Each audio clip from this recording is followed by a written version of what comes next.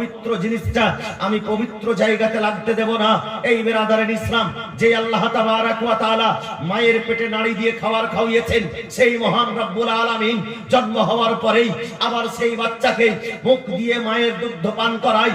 কিন্তু বেরাদারের ইসলাম, আল্লাহ যদি চাই তো তাকে মায়ের পেটে থাকা অবস্থায়ও মুখ দিয়ে খাওয়াতে পারতেন, কিন্তু সেইখানকার খাবার ছিল পবিত্র, আর ভূমিষ্ঠ হওয়ার পরের খাবার হচ্ছে পবিত্র। আল্লাহ তাবারাক ওয়া তাআলা বান্দাদেরকে বুঝাতে চেয়েছেন, ও আমার বান্দারে, তোমাদের যখন পেটে খাদ্য যাবে, সেই খাদ্যটা যদি ডাইরেক্ট পেটের ভিতরে ভরতে পারো, সেটা যে কোনো খাবার হোক না কেন, ওটা আলাদা বিষয়। কিন্তু যখন তোমরা মুখ দিয়ে খাবার খাবে, তো সেই মুখটাকে, আমি তোমাকে একটা কথা বলি, বা খুব সুন্দর একটা ছোট্ট একটা কথা বলছি, উত্তর আপনারা দিবেন। যখন সন্তান মায়ের গর্ভে থাকে, সেই সন্তানের খাবারটা মুখ দিয়ে খায় না নাড়ি দিয়ে খায়? এটা সবাই জানে, মা বোনরাও জানে। সেই বাচ্চা নাড়ি দিয়ে খাবার খায়। খুব লক্ষ্য করে শুনবেন বাবা, বাচ্চা নাড়ি দিয়ে খাবার খায়। আর সেই বাচ্চাটা এখন মায়ের পেটে আছে, নাড়ি দিয়ে তার খাবার চলছে। যদি এখনই জন্ম হয়, 1 মিনিট পরেই সে আর নাড়ি দিয়ে খাবে না, মুখ দিয়ে খাবে, মুখ দিয়ে খাবে। আচ্ছা, 1 মিনিট পরে যেই আল্লাহ মুখ দিয়ে খাওয়াতে পারলো, সে আল্লাহ 1 মিনিট আগে তাকে কি নাড়ি দিয়ে না খাওয়িয়ে মুখ দিয়ে খাওয়াতে পারতেন না? পারতেন কিনা? আল্লাহর দ্বারাই সম্ভব কিনা? অবশ্যই পারতেন। কিন্তু আল্লাহ পাক মায়ের পেটে বাচ্চাকে মুখ দিয়ে খাওয়ায়নি কেন? জানা আছে বা আপনাদের? জানা নেই। আজকে আমি বলছি, যদি কিছু মনে হয় যে আল্লাহ পাক মুখটা কেন তৈরি করেছে, তবে অবশ্যই ইনশাআল্লাহ মানার চেষ্টা করে। ইনশাআল্লাহ মানব। নারী দিয়ে খাবার খাই। আমাদের মায়েদের পেটে যখন আমরা ছিলাম, কোন মাকে জিজ্ঞাসা করবেন, মায়েদের পেটে যখন সন্তান আসে, তাদের মেন্স বন্ধ হয়ে যায়, মেন্স হওয়াটা বন্ধ হয়ে যায়। প্রতি মাসে যে মেন্স হয় মায়েদের, সেই মেন্সটা বন্ধ হয়ে যায় বাচ্চা পেটে আসলেই। এর কারণ ওই মেন্স দিয়েই বাচ্চা তৈরি গঠিত শুরু হয়। বাচ্চার খাদ্য নালী পর্যন্ত ওই মেন্স দিয়ে সবকিছুই।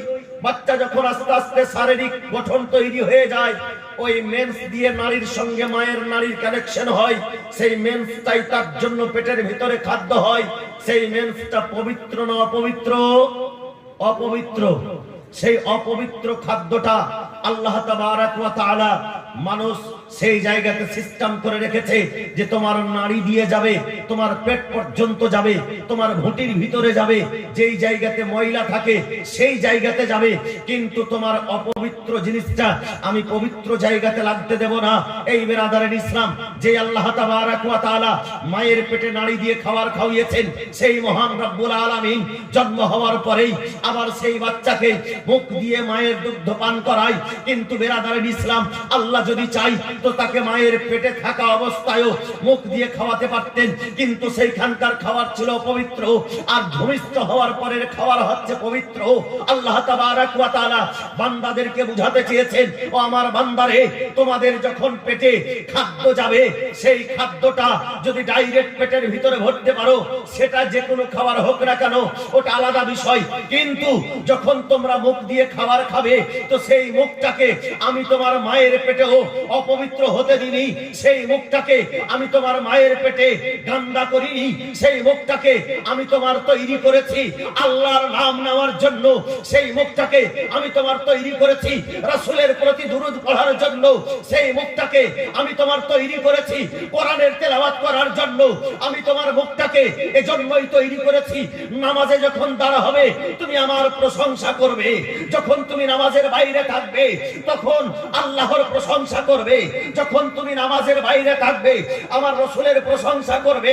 ও আমার বান্দারে শোনো, যে মুখটাকে আজকে তুমি মদ পান করে অপবিত্র করছো, যে মুখটাকে আজকে তুমি ঘুষের টাকা দিয়ে অপবিত্র করছো, যে মুখটাকে আজকে তুমি সুদের টাকা দিয়ে অপবিত্র করছো, যে মুখটাকে আজকে তুমি কুকর্ম করে, আজকে যে মুখটাকে তুমি হারাম খাদ্য খেয়ে অপবিত্র করছো, তোমার মায়ের গর্ভে থাকা অবস্থায় আমি তোমার মুখটাকে অপবিত্র করিনি।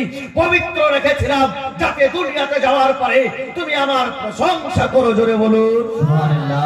বেশক। কিন্তু আমরা কি তা করেছি? আমাদের এই যুবকরা যখন মদ পান করে, তার সঙ্গে কিছু বয়স্ক বাপুরাও আছে, বয়স 50-60 হয়ে গেছে। এই মদটা যখন পান করে, তার কি একবারও খেয়াল আসে না যে এই মুখটা দিয়ে আমি আল্লাহর নাম নিই, এই মুখটা দিয়ে আমি গৌসে খাজার নাম নিচ্ছি, এই মুখটা দিয়ে আমি রাসূলে পাকের নাম নিচ্ছি, আর এই মুখটা দিয়ে আমি হালাল খাদ্য খাচ্ছি। আপনারা বাথরুমে যাচ্ছেন, সেই বাথরুমে থুথু ফেলা নিষেধ আছে না? আছে তো? কেন জানেন? থুথুটা পবিত্র আর বাথরুমটা অপবিত্র। অপবিত্র জায়গাতে পবিত্র জিনিস ফেলাটাও নিষেধ। একটা দানাকে আপনি নিয়ে গিয়ে বাথরুমে ফেলতে পারবেন? জেনে বুঝে ফেলা যাবে না। এই এত সুন্দর আল্লাহ পাক মুখ দিয়েছে এই মদ পান করার জন্য,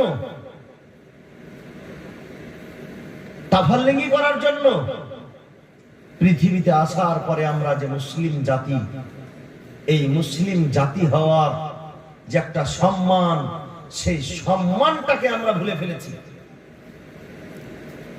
আজকে আমার মায়েরা এই মাহফিলে এসেছেন, খুব সুন্দর ভদ্র নম্র ভাবে বসে আছে, শান্ত শিষ্ট ভাবে। কিন্তু এই মায়েরাই যখন আবার বাজারে ঘুরে, বোঝা যায় না এটা মুসলমানের মেয়ে না হিন্দুর মেয়ে। এটা পার্থক্য থাকবে, তো এটা তারতম্য থাকবে। মুসলিমের শান ও শওকাত একটা আলাদা। মুসলমানের ইসলাম ধর্ম যে সৌন্দর্য মায়েরাকে দিয়েছে, সেই সৌন্দর্য সারা পৃথিবীর মধ্যে কোন ধর্মের মধ্যে নাই। জোরে বলুন, পৃথিবীতে কোন ধর্মের মধ্যে নাই। আমার ইসলাম যে সৌন্দর্য দিয়েছে মেয়েদের জন্য, আজকে যে মেয়েরাকে জীবিত কবর দিয়ে দেওয়া হতো অজ্ঞতার যুগে, মূর্খতার যুগে, প্রাক ইসলামিক যুগে,